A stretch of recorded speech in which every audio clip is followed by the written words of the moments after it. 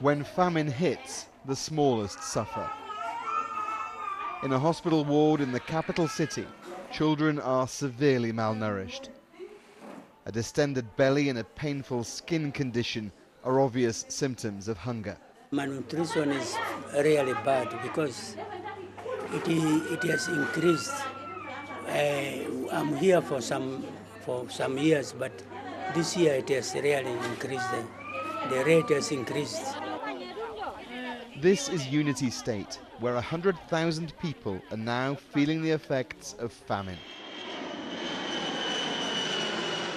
Some aid has been delivered to this worst affected region, but people are dying of starvation every day. Civil war means many are out of reach and aren't getting this kind of help. The real tragedy is that this is largely man-made, and we do have famine, and food insecurity has worsened in many parts of this country, largely because of this unfortunate conflict. It's really because of the fighting. It's also because of access challenges that humanitarians have indeed had in parts of this country. We are calling on all the population.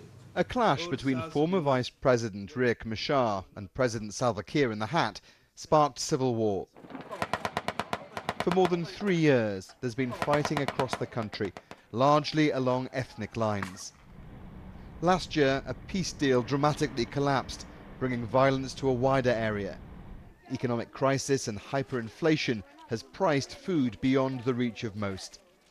Well over 3 million people have been forced from their homes by the fighting. Hundreds of thousands of them are in camps set up by the United Nations across the country for their own protection. 1.5 million have fled to neighbouring countries, creating one of the worst refugee crises in the world. Towns like Kajakeji have emptied as the violence has spread to the food-growing south of the country. In just 6 months, 450,000 people have fled to Uganda.